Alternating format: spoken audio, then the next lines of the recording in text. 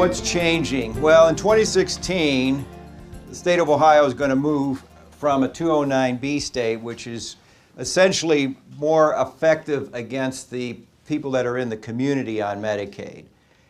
The 209B basically says that if you have income, if you're a single person in excess of approximately $500 and you want medical coverage, then you have to spend down your income each month to $500. So again, that has nothing to do with the nursing home side. If we're looking at going to an income cap state now, what they're going to do is say that if your income exceeds $2,199, which is a formula that is derived from what the amount that they pay out for supplementary Social Security income, SSI, that's how they arrive at this figure. It'll basically stay the same in 2016.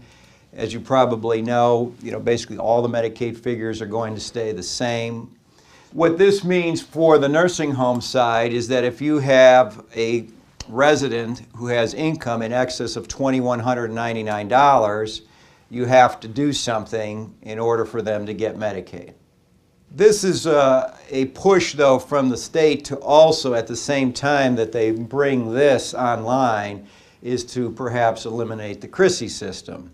Because as you know, if you would go down to Medicaid today using the Chrissy system and you use a Miller Trust, they're going to have to do a fiat in order to get the income screen to come out correctly. Because if they put all the income in and now they have a cap, it's not going to work. So the bottom line to this is that we have to do something in order to qualify these people for Medicaid. Now, this is not really a new part of the law. Many states across the country have always been income cap states. For example, Florida has always been an income cap state. So they always had this ceiling, and they always used this Miller Trust, or what we would call in the legal profession a qualified income trust. That is the technical name. The other part is that once they do implement that, the standard for Medicaid will increase from $1,500 to $2,000. So how do we fix the problem? Well, let's just boil down what is the problem. Well, it's going to be your current residents on Medicaid are going to have to do something if they're over $2,199, and as you have new residents come in and you see that their income is greater than $2,199, we're going to have to do something. And what we're going to do is use a mechanism called the Qualified Income Trust. It's basically the implementation of the trust is where the challenge will come in for you. Because the Qualified Income Trust, as you see here, only holds income. And the income cannot go into the trust until it's received. You cannot irrevocably assign income directly to the trust. So you can't make the payee the trust, because that doesn't work, because that's the way the case was decided. Now, why they do it that way, that's just the rule. So the other part is it's irrevocable. So it has to be created by the resident. And then the resident isn't the trustee. The trustee is going to have to be somebody else. It has to have a separate taxpayer ID number. So once the trust is created, you're going to have to get the Social Security number of the trustee in order to get the taxpayer ID number. Anything that is left inside the trust, Medicaid has a state recovery against, which that's really not a big issue. If there is any assets in there, they would be pretty nominal. And again, setting these up basically requires a little bit of extra help. This may be something that you want to delegate, and you want to develop a strategic relationship with somebody to go ahead and implement that. Because really, in a very complex world as we are, you can only be really good at a couple things. If you try to be really good at everything, then you probably won't sleep. So that sort of leads me into, well, what should I be doing, Paul? You've given me now this idea we have to make some changes. So how should we organize this? Well, I would say that the first part would be to determine, which residence is it going to apply to? And where would I start? Well, I would start in rehab. Because as they come in and you get the information on them, let's just add another part to the bottom. Do they need a Miller Trust? Yes? No. So first, we're going to see who it applies to. Second is that you might want to tell them they may want to have their power of attorney reviewed, because my power of attorney has developed over time to include a lot of other things that you would normally not get from an estate planning attorney. Now, we're two different subsets.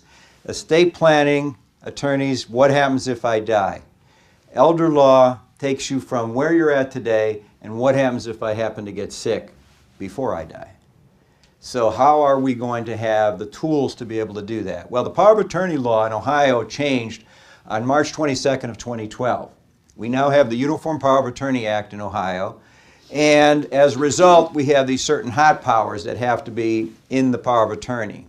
Well, one of the add-ons to the power of attorney that we have is that you have the ability to create trusts.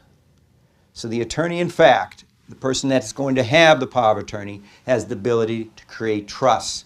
And we specifically name the qualified income trust as you having the ability to do that as the attorney, in fact. So how nice will that be if you have that nice power of attorney in place and your resident happens to have another stroke somewhere during his stay or her stay, and now they're not competent? Power of attorney then can set up the Miller Trust, and now you don't have an issue. Now, can you set them up before they actually need to go on Medicaid in June or July? Absolutely. You can have the qualified income trust in place. Then you don't have to scramble. So basically, if they go to an elder law attorney, just so you know what's going to happen in the background, is they're going to go ahead, set up the Miller Trust. They're going to get a tax ID number. They're going to get a separate checking account for the trust. The money's going to come in, just as it always has, into mom or dad's checking account, and then it's going to be transferred into the checking account for the trust, and the calculation for patient liability stays the same. So you might be getting two checks some of the time. Whether you decide to put all the income into the Miller Trust is really up to you. You really only have to reduce it to $21.99.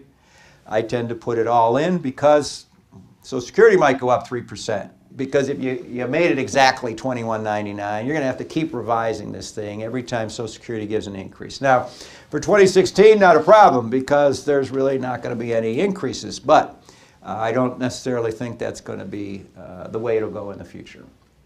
So the moral of the story, I think, is always you have to be prepared. You have about a 6-month run-up now to go ahead and start the process. So basically anybody that is in that income classification should have some sort of consultation so that they basically have this already in place. But I think the fix is pretty straightforward. We've been working with this, for quite a long time, and I think the transition will be smooth if you don't wait.